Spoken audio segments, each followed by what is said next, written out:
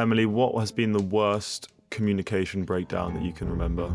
Yeah, I'm struggling to think of like personal ones to me, but the first one that comes into my mind is, we were on a break! You know, like the scream. Tell me you know where that's from, Tom. You are not that young. No, I actually don't. No, I don't. Tom? Tom what?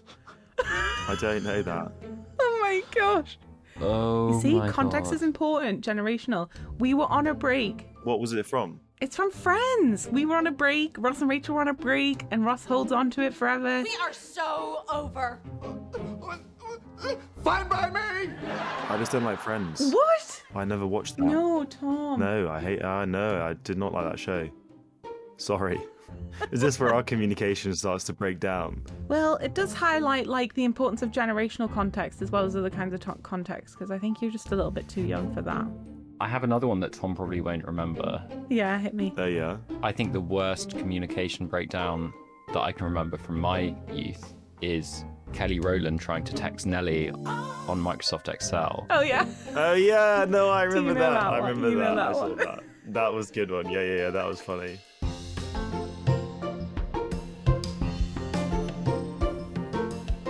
Hello, and welcome back to the Carbon Removal Show. Welcome. I'm Tom Praviti, or TP. And I'm Emily Swaddle. And this is the Carbon Removal Show, and we are back with episode 2 of our look at public perceptions of CDR. Indeed. Last episode, we dived into perceptions of carbon removal. What do people really understand about CDR, and what do they think of it? Unsurprisingly, CDR knowledge in academic and industry circles is way ahead of that in the wider publics. For those working in relevant departments at university, it's been understood for years that CDR is necessary and will become more necessary, but that hasn't filtered down yet. It hasn't filtered down yet. Yet. A small but mighty word. Indeed. Because CDR is still pretty new.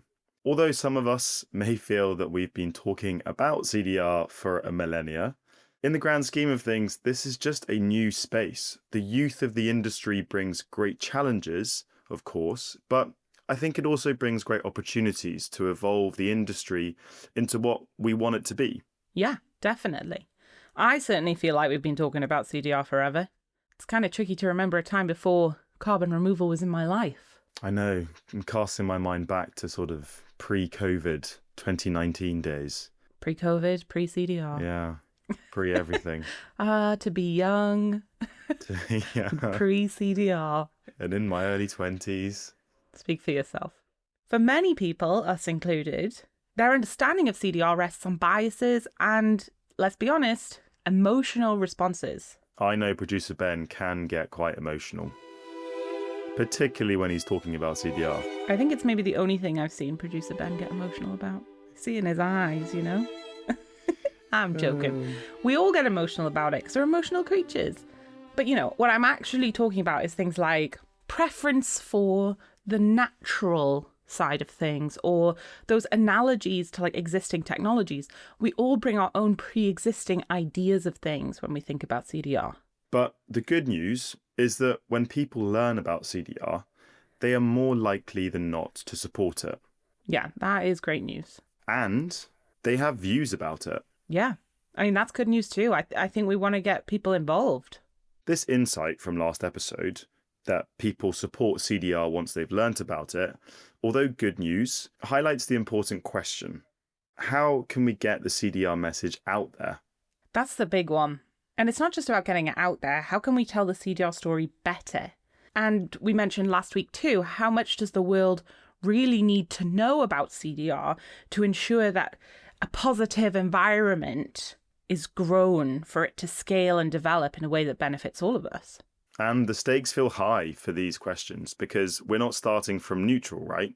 Yeah, we don't exactly have a clean slate here. Unfortunately, CDR gets a lot of bad press. Policymakers are stubbornly committed to the gamble of turning this fantasy technology into a reality. Many of these projects are financed by big oil. So what's their end game then? This would be the equivalent of you taking a crap in the middle of your living room instead of walking all the way to the toilet, so some company announces a brand new AI-enhanced cleaner Roomba to keep your living room tidy. No, just stop shitting on the floor. That offers a truly magical solution.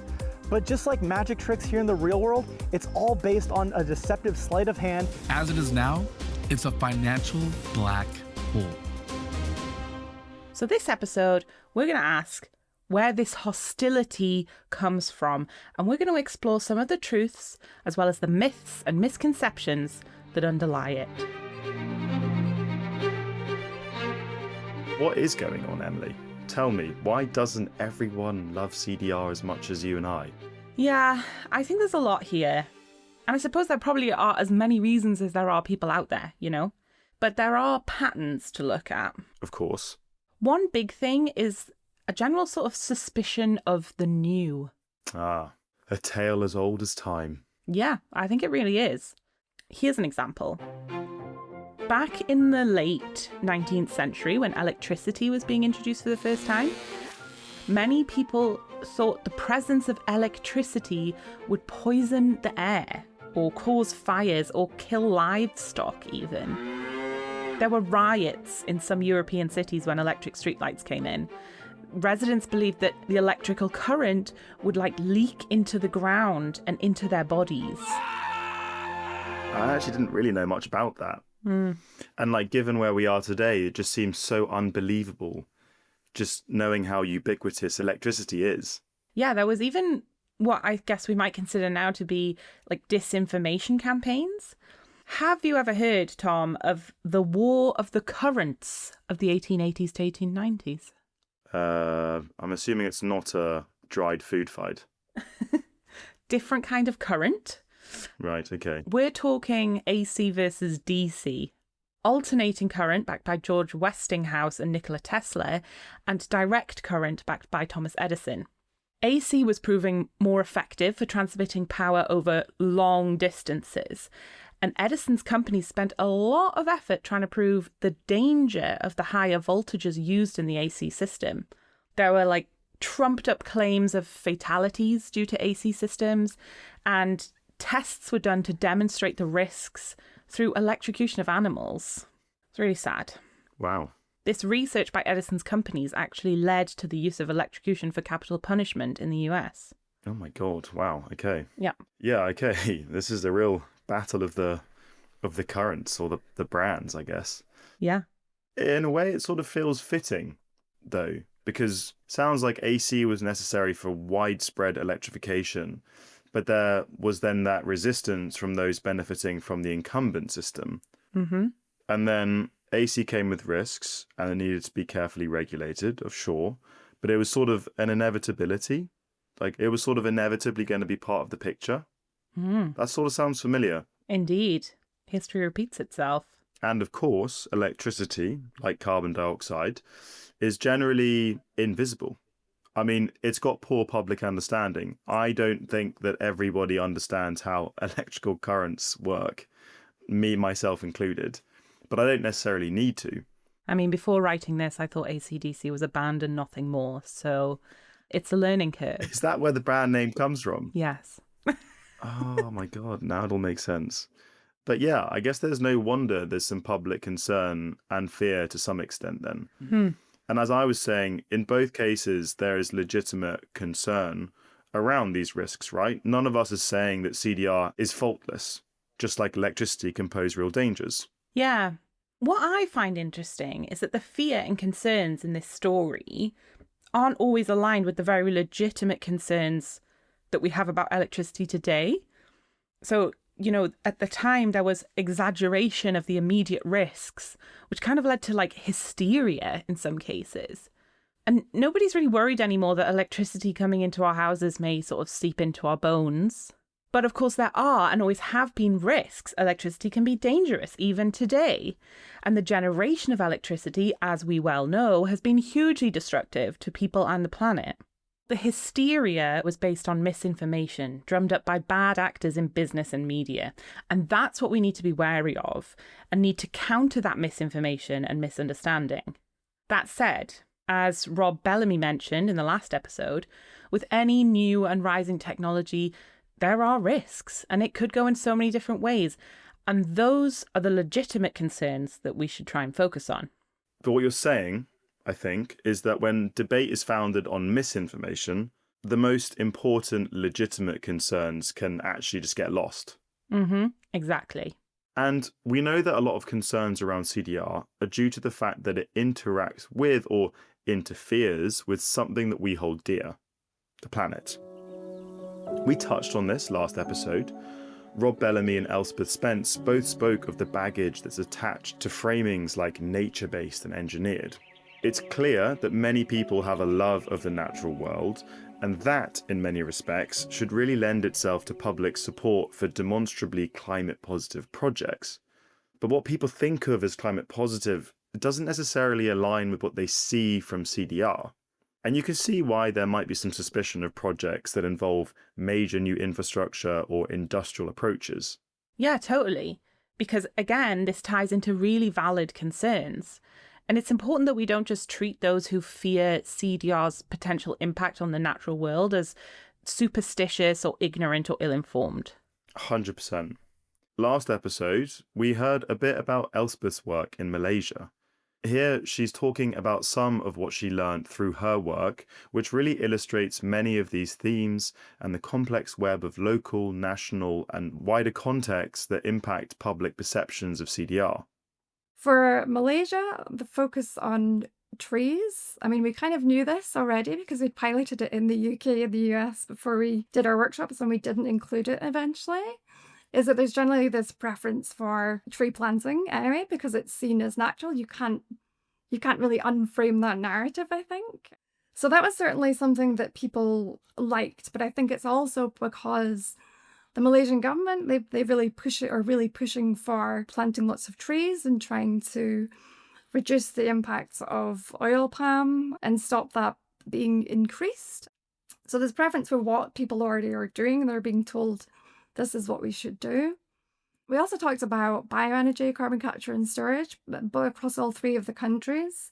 And people in Malaysia certainly found that very novel, unfamiliar, had never heard of it, except for people who are perhaps more specialists, because we also engaged with stakeholders, so people from government, industry, NGOs, for example. And it's more familiar because Petronas, for example, so they're the national oil and gas company in Malaysia. They're sort of building CCS plants to store carbon capture offshore. So it's more familiar for them. But there's that concern about land use change and how that might impact, I guess, because they've historically had a lot of deforestation and sort of oil palm expansion. So there are concerns there about how that might impact communities that are reliant on agricultural systems, for example. Within the US and the UK, the concerns are also quite similar. But I guess there's maybe less focus on these conservation goals, for example. So because within Malaysia, the biodiversity is really important to them, and they really sort of closely value that nature. Whereas perhaps when you're speaking to people in the Corn Belt, there's less obvious unique systems that they're talking about. But as soon as we talked about people in other parts of the world, so speaking to our participants in the US and trying to say, okay, what about if this was happening in Malaysia, for example, because there is a field trial site that's going on there for a particular type of carbon removal. And that kind of makes people think, oh, okay, well, I'm not sure how I feel about that. There seems to be more acceptance about, well, actually, maybe I want it to be in the location that I live rather than putting this on other vulnerable communities who perhaps aren't responsible for the issue in the first place. There's a lot to reflect on here. Concern for nature and the environment isn't just some abstract, nice-to-have thing for a lot of people, especially for those who work on or work closely with the land. It's about protecting the ecosystems and the living things around them, protecting what they know and possibly what their livelihoods and lives depend upon. And that's before we even get to any level of sort of spiritual connection to the land. There's also the different layers of knowledge here. The context and the knowledge base of farmers versus NGO workers, for instance, is going to be so different. They'll have different associations with different CDR approaches. Some may have concerns because of what they've seen, not just because of unfamiliarity. And that ties to a third big takeaway. For many people, and maybe even more so for those who already follow climate issues, carbon removal is still heavily associated with the fossil fuel industry. We don't talk about this too much here, but it's really important and it needs addressing. When people hear about carbon removal, they don't always picture an exciting new climate solution. They may picture the same old actors, just buying time. Yeah, it's part of the legacy of CCS, which has sometimes been used by oil and gas companies to squeeze a bit more crude oil out of old wells. And today, some of the biggest investors in direct air capture, for example, are still energy majors. Quick reminder that CCS, carbon capture and storage, is not necessarily a carbon removal technology. Yes, it captures carbon and stores it back underground. But the capture may be happening at the source of fossil fuel generated emissions. In this case, mitigating emissions, yes. Removing carbon from the atmosphere, no. Rob Bellamy, who we heard from last time, reminded us that when people react to carbon removal, they're not just reacting to the technology itself, they're reacting to who they think is in charge. And as Rob also said, carbon removal is still what he calls an upstream technology. So early stage that it could evolve into any number of directions. We don't actually know what it's going to look like at scale or who's going to end up running it. Yeah. You know, I can totally understand how that's scary for people. Like, particularly if you don't trust the people running most things right now. Why would you have any faith in this new, like, technology heavy, hard to understand industry that it's somehow going to turn out differently? That's so true. And many questions remain when it comes to fairness. It was really striking from Elspeth's research that we just heard about that people are concerned about simply exporting our climate and environmental problems. It's happened before with waste, for example. Yeah, exactly. And another question we've talked about before, if we want fossil fuel companies to take responsibility for their current and historical emissions, won't they need to be involved in CDR work? In Ingrid Sundvor's research, which we ended with last episode, a clear plurality of people said polluters should pay for carbon removal. I am all for that, but what it looks like in practice is complicated and currently very unclear. Should governments mandate it? Should companies be obliged to do it themselves? Here's Ingrid again.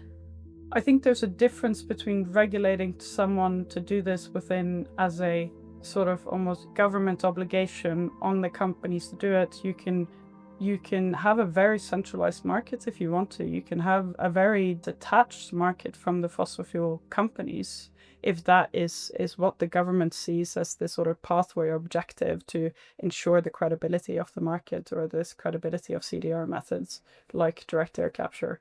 So I think the reason that people like this is this ethical argument of they should pay. They're one of the most profitable industries in the world. And we've all seen the news stories. And what's happening right now is that these companies are getting subsidized to do these, not necessarily direct air capture in some instances, yes, in the US that has happened. CCS, they're getting subsidies for.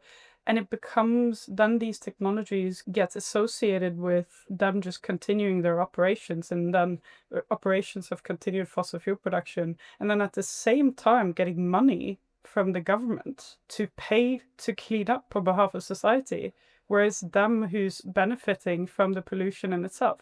I think it's that disconnect and sort of uncomfortedness that we really need to tackle in communications.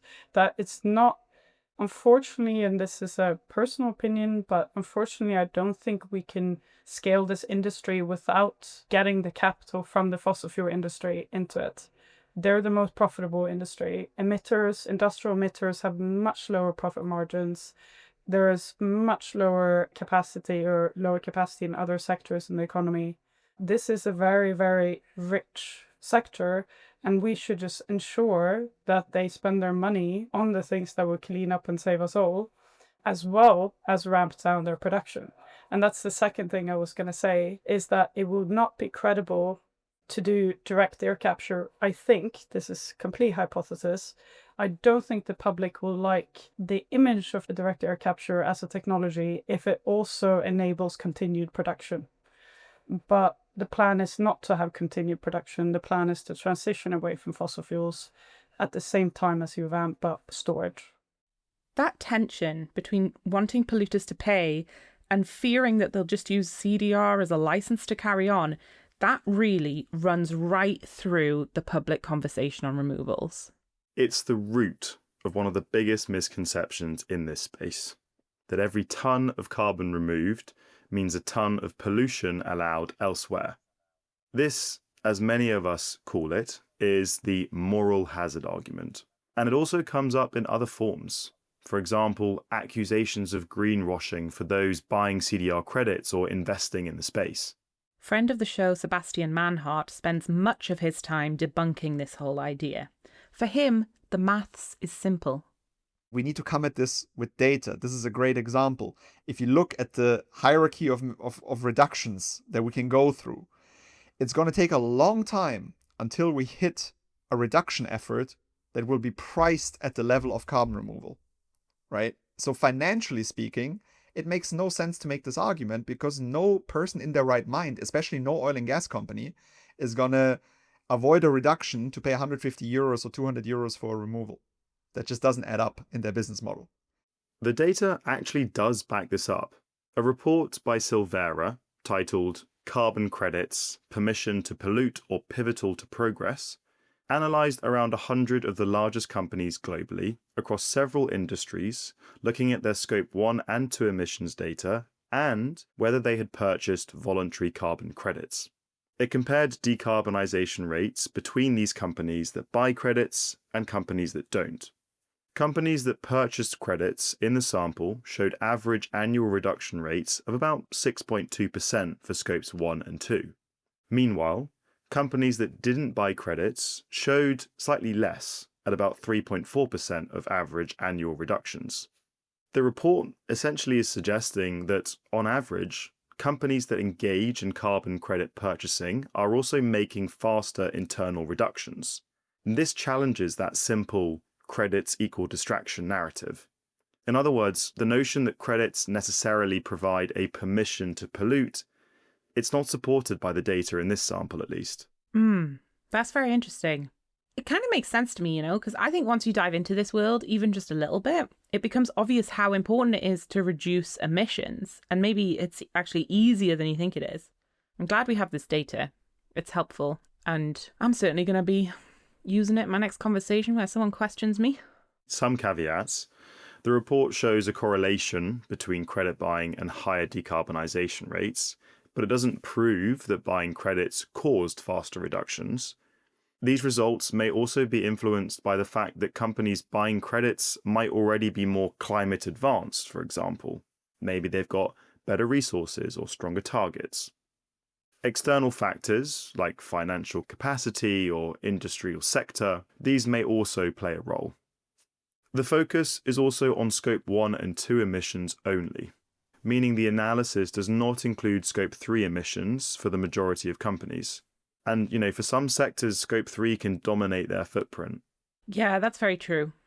In other words, the data we have isn't perfect. More research is needed. But it certainly suggests things are a lot more complex than credits equal distraction. Definitely. Shall we hear about another myth that Sebastian comes across? I'm all ears. I think one of the most common ones that I see is that carbon removal is getting an outsized share of the pie compared to reductions. That is just not true.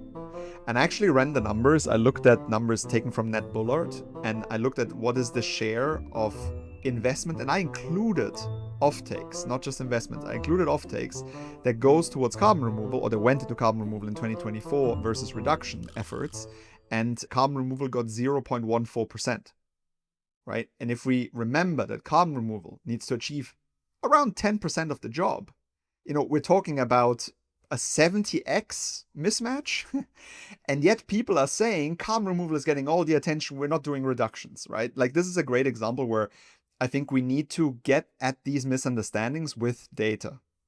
And when you put the data out there, it often doesn't look the way that people think. Yes, everyone's seen the sexy images of orca in Iceland, right? But yeah, don't mistake attention for action and funding. Sebastian calls this one of the most common and damaging myths.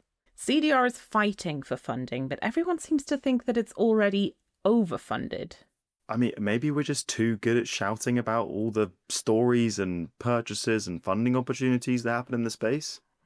Maybe. It's kind of like that friend who's like all over your LinkedIn with all the things they're doing and isn't it exciting? Big news here and there. Yay, fantastic. Meanwhile, their bank account is like cobwebs and they're just like hoping exposure can pay the bills. It's me. I'm talking about me. I mean, I'm that friend. Also painfully feeling exactly what you just said there as well, Emily.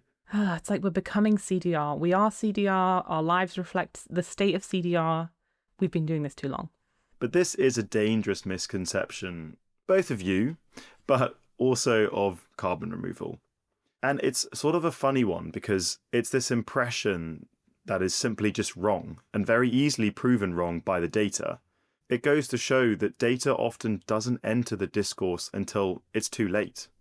And again, comes back to points Rob and Elspeth made that our immediate opinions of these things are often based on that emotional response. Yeah, interestingly, this myth is also prevalent among climate-informed people. So the emotional response might just be, keep your hands off my slice of the pie, you know?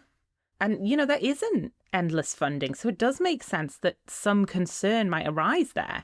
And I think, as Sebastian says, the images of like fancy technology and huge DAC plants that get attention will stick in one's mind, even if they're not representative of what's actually happening. It's striking to me that the idea of CDR overtaking reductions is just so ingrained that we often have to caveat or even preface public conversations about CDR with, of course, we also need reductions.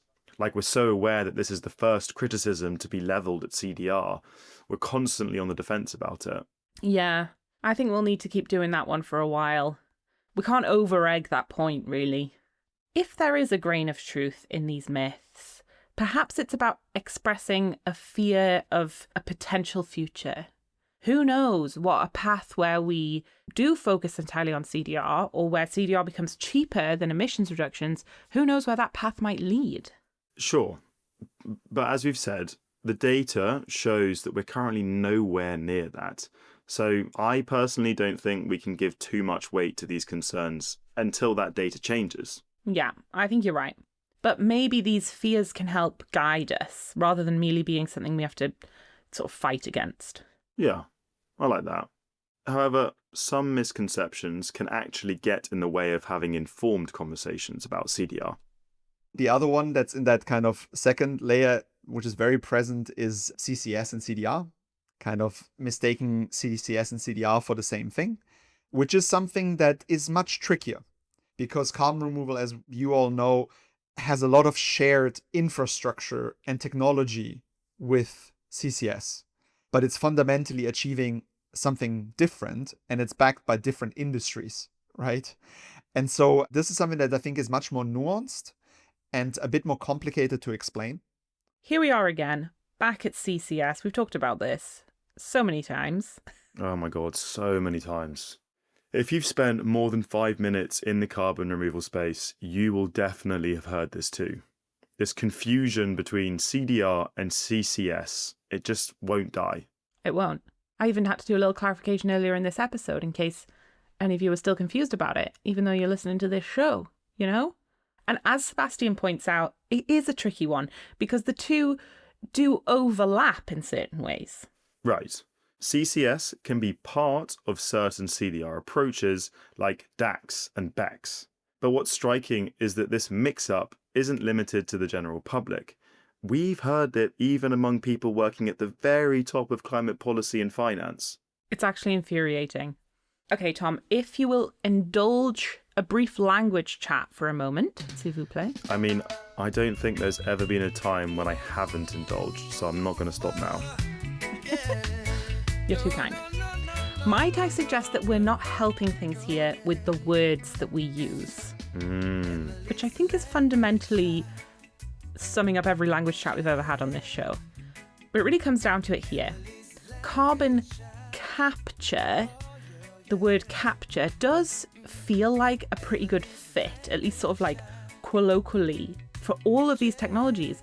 Enhanced rock weathering, in the broadest sense, does involve capturing carbon. So we can really see why people get confused when we tell them that they're not using these words correctly, because on one level, they're not. Yeah. I mean, it's a classic example of CDR academia and industry talking just a different language to wider publics. And we are not going to spend too long myth-busting this one. We have done that elsewhere. But I think it's worth briefly explaining how we tend to draw the line and how we explain it to others. Emily? For sure. I normally do this by drawing a picture. So now I'm just going to draw a picture with my words, as it were. I think one good way to think about this is to describe CCS as a process and CDR as a result. In other words, CCS can deliver carbon removal depending on how and where it's applied, but CDR is about where that carbon has come from and where it ends up. That net reduction in atmospheric CO2, that's like the underlining bit of CDR, net reduction in atmospheric CO2. It's a simple distinction and it helps avoid a whole tangle of caveats. And it is a nice intro to unpacking, you know, the BECS and the DACS acronyms that include that CCS. Yeah, don't sit next to Emily Swaddle at any dinner party if you don't want to have acronyms thrown in your face. Well, some people like that kind of thing, Tom. Yeah, I guess so. It is easy, though, to see how confusion can creep in. I mean, again, I remember doing this when we were first looking at this space. And that blurred line matters, especially in places where CCS has become a toxic initialism. Indeed, an initialism. Yeah, in many places it really is toxic. You know, the prospect of new pipeline projects cutting through landscapes to carry captured carbon, they're not always popular with local people, and you can see why. Yeah, it takes me back to Elspeth's point from last episode. The analogies that new technologies conjure, and in this case, a lot of people will be thinking of oil and gas. Totally. Regardless of how that pipeline is being used, if you've got a CCS pipeline project happening near you, this could be utilised for point source fossil emissions capture or for BECS. The infrastructure will largely look the same, and you may not know much about the proposed use, never mind the differences between the two. And does that proposed use even matter to most of the citizens and communities it'll impact? Is this really a distinction we can expect everybody to understand and care about? You know, do they need to? Well, Dave Addison touched on this last episode. His view was that carbon removal doesn't have to be for everyone, but it should be for anyone. I really like that, and I think that's something we need to aspire to. If you're part of a community assessing a new infrastructure proposal, the least someone should expect is that this stuff is transparent and accessible to those without an engineering degree. Right. Because when that accessibility breaks down, and when projects happen faster than people can ask questions or feel included, that's when things get messy. It was spring 2023 when rumours started swirling around St Ives about chemicals being pumped into the bay. They say it's to reduce carbon in the atmosphere, but essentially they're dumping stuff into the Bay of St Ives as an experiment to see if they can reduce carbon in the atmosphere.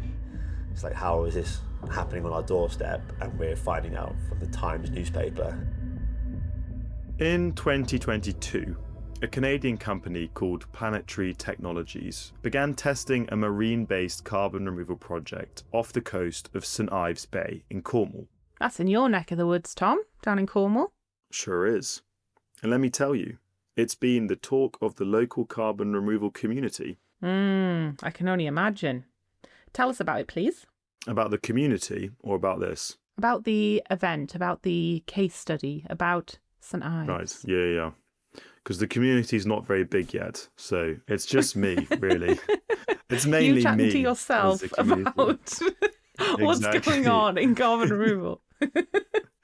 Well, Planetary plans to add magnesium hydroxide into a wastewater pipeline to make the seawater slightly more alkaline, which would allow it to absorb more CO2 from the atmosphere. Yeah, I'll pretend I understand the chemistry. Thanks for that. Chemistry was my least favourite science at school. But I can already see where this might be going. After all, we know that marine CDR is one of the trickier ones from a public perceptions point of view. The ocean is very complex and people really care about it. Especially in Cornwall, with 200 miles of coastline. Oh. But you see, although the trial was small scale and designed to be safe, socially it was a massive deal. This idea of releasing chemicals into a cherished coastal bay just triggered immediate unease amongst the locals. I can totally imagine. You know, surfing, swimming, fishing. Many people down there live with and in the sea. It's a huge part of life. The first problem was that hardly anybody in St Ives knew the project was happening. The initial trial itself actually went ahead with very little public visibility, and people only really found out after the fact. Oh my days. Oh, we're off to a bad start already. And when they did hear about it, this reaction was pretty fast and pretty emotional. Local groups organised protests, placards had slogans reading "Protect the Bay" and "Planetary can stick it up their waste pipe." Sorry, I shouldn't laugh at that one. But it's quite a good plaque. That is a good one. I like that. Well done. Well done to those placard makers. Here's Rob Bellamy. So basically that area was selected as a field trial site for ocean alkalinity enhancement. It was selected as an ideal site. That's what they thought it would be, an ideal site to test it. You know, from a kind of physical science point of view, that might well be the case. But as we learned, it was not so ideal when it came to the social dimensions. To this day, the debate is fractious. We'd actually hoped to share the voice of a campaigner to understand their side of the story. And, well, I guess perhaps understandably, those that we asked were reluctant to speak with us. Trust, it seems, is low. Yeah. Okay, so let's park the question of whether this should or should not have gone ahead for now. Let's be more neutral on that front, okay? Because honestly, we're not really in a position to make that call. We're just learning from, secondhand research. But it is worth thinking about what went so wrong from a communications point of view.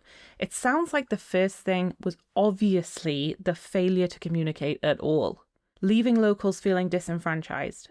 Totally understandable. Right. And from there, the communication gap just widened. It seemed like the scientists and the local population were speaking in different languages and about different things. Scientists spoke in terms of pH and carbon flux and tons removed, while locals spoke in terms of seals and fishing and summer tourists. Yeah. If anyone needed a language chat, I feel like we've got prime suspects here. Yeah. The language chat intermediator. We could just deploy you in these situations, Emily. But there were also local elements that just hadn't been considered. Behind the science, a deeper story was unfolding, a clash between global benefit and local risk. For Planetary, this was a step toward their scale, planetary level scale carbon removal. For residents, it felt like being made a test case. There was all sorts of things going on in that place that are specific to St Ives that really kind of needed much more attention. For example, there's a kind of a history around kind of mine waste in that area, in the waters. So there were concerns about how that might kind of interact with, dumping alkaline materials into the oceans. So there are kind of, that's just one example, but, all these different places where we're going to, thinking about doing carbon removal, they have a history and they have geography, they have things going on, things that we need to kind of be aware of. So again, I think that's a really important reason why we need to kind of have faster, more responsive understanding of perceptions. Yeah, that was a fascinating case study when I came across it, speaking to the Planetary team, because like you say, it was the best place to do it, but the locals didn't want it, so it didn't go ahead. So it wasn't the best place. Exactly. Brilliant. Yeah, and that comes back to the point I said before about socio-technical systems. If you think about things from a purely physical object point of view, it might look great, but there's a whole social dimension as well. If you're forgetting that, then it can stop everything in its tracks. Yet another reminder that local context matters. local stories and local values. And where these aren't taken into account, there's like bound to be a clash. It seems very obvious to me. Mm-hmm. And what's more, was locals expressing distrust about the fact that a corporation ultimately aims to profit from their use of a local natural resource. Even if it was just a trial and, any direct profit would be a long way off. Yeah, totally valid. Again, we talk about this a lot when we're talking about projects in the global south, for instance. There needs to be locally felt benefit. And that's no less true just because it was in the UK. As Rob has told us before, the question of who does benefit sits behind so much of the initial reaction to CDR. Yeah. Nobody is going to react positively if they feel a corporation is profiteering and their local area is bearing the risk. Yeah, totally. If you're interested in the work of the activists at St. Ives, we'll also link their website for all their resources in the show notes. So what happened? Finish your story, Tom. Well, ultimately, the trial was paused and further work abandoned. The company cited a variety of reasons, but the local reaction from both citizens and local politicians was no doubt a big factor. Yeah. Regardless of whether this project would have been viable with public support, it certainly would never have been easy with this level of public outcry. One final tidbit for you, Emily. Mm. I was scanning through news reports of the events from earlier this year, and do you want to know the headline of a BBC article on this? Ugh, I kind of dread to think. Go on, tell me. Okay. St. Ives Bay carbon capture plans scrapped. Carbon capture. Of course it was. Here we go. The confusion runs deep, Even the stories about the stories going wrong go wrong. Yeah. Our friends at CORE have actually published a report on lessons from the whole St. Ives experience, and we'll link to it in the show as it's well worth a read. Essentially, they're pretty clear about the communication failures here, and they end with a rather damning line. Quote, "There will likely be spillover for the broader UK marine CDR, possibly the CDR agenda more broadly, and this episode has had reputational implications for all actors involved in operationalising the St. Ives experiment." Yeah, that's bleak. And it really underlines the responsibility we all have, right?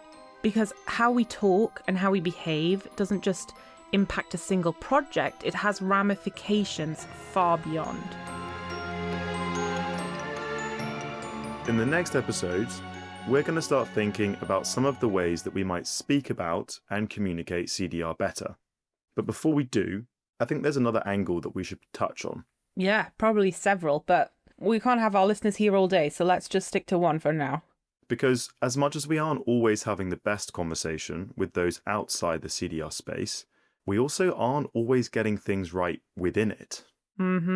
Yeah, this is something that we also picked up on with Sebastian.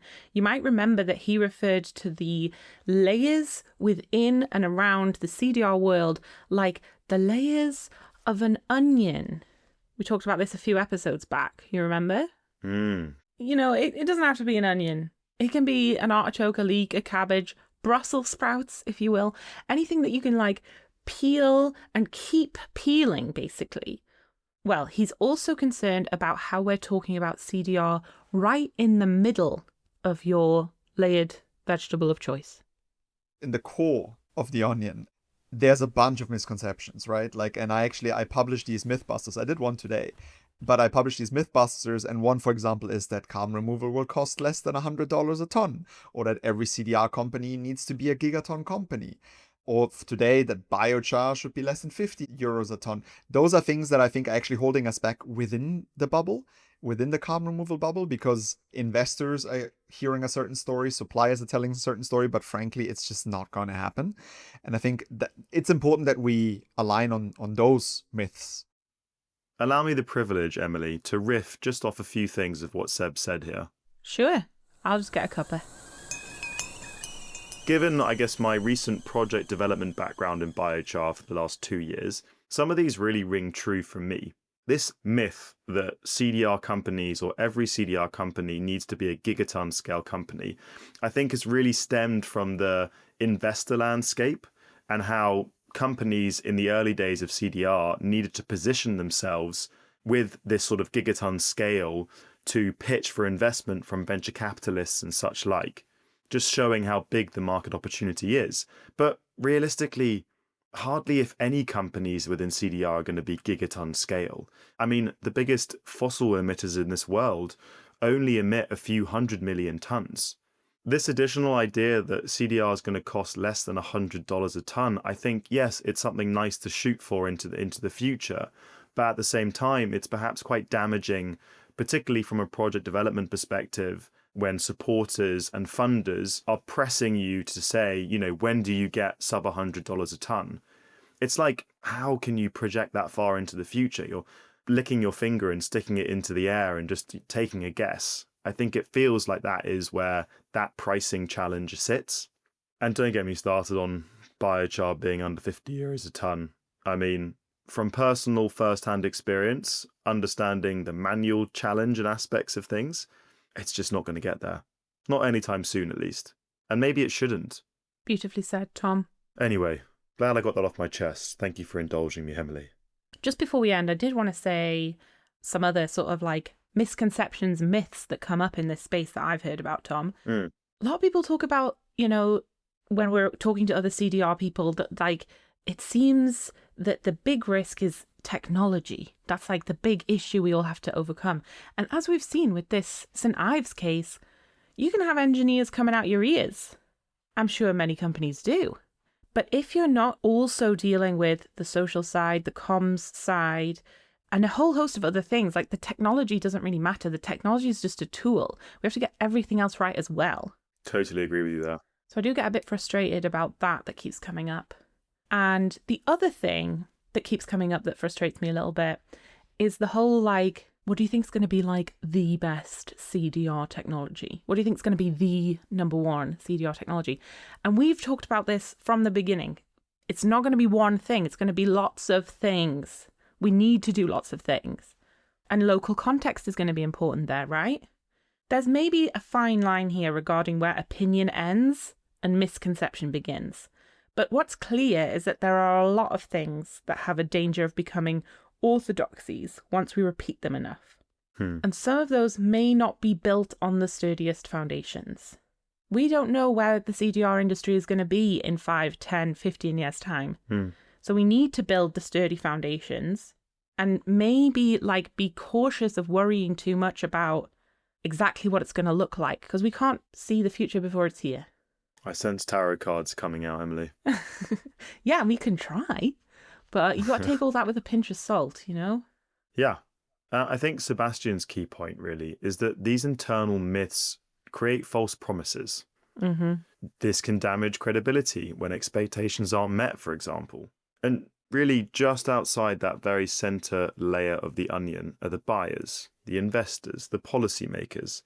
And getting them bought into clear narratives about what CDR and CDR companies can realistically achieve is going to be crucial to building trust. Elusive, all-important trust. So here's what I'm taking away from this episode, Tom. When it comes to generating like widespread, clear understanding of what CDR is, why it's important, what it can do, etc., we are fighting several battles on various different fronts. Not to get too military on you, but that's how I see it. You know, there's like myths that appear in sort of general media, like wider media. We see that a lot. And then there's those that sort of appear in the climate space, you know, a little bit more niche, I suppose, but still myths and misconceptions about CDR things. And then there's also things that are commonplace within CDR circles. It feels like at every level, we're kind of fighting the battle of clarity and fighting the battle of foundations of understanding. Sounds like we need to think of better ways to communicate this. Yeah. How about a podcast? And you know, I've been thinking about the name. I think we keep it simple and like bold, you know? The Carbon Removal Show. Just what it does, what it says on the tin. I don't think we need to be more clever than that. We could. We're very clever people. We love a pun. But I think we keep it simple. Maybe we lean into the myths and rename ourselves as the Carbon Capture and Storage Show. Oy, that's asking for trouble. That is asking for trouble. Well, in that next episode, we're going to be figuring out better ways to communicate this stuff. And talking to people who aren't us, who are doing a cracking job. See you then. Goodbye. Thank you for listening to the Carbon Removal Show. Please subscribe if you haven't already and follow us. We're on LinkedIn, Instagram, Threads. It helps so much. And if you could do me this one favour, share this podcast with a friend or a colleague who might resonate with this episode. A huge thank you to all our coalition members, without whom the Carbon Removal Show would not be possible. B0, Carbon Engineering, Carbon Gap, Carbon Future, ClimeFi, Ivatama, Klarna, Mashmakes, Milky Wire, Negative Emissions Platform, Opna, Patch, Pinwheel, Plan Boo, Recarber, Sebastian Manhart, Standard Gas Technologies, Supercritical, and Offstream. If you or your company are interested in joining this amazing coalition, please get in touch. The Carbon Removal Show is hosted by me, Tom Praviti, and me, Emily Swaddle, and produced by me, Ben Weaver-Hinks.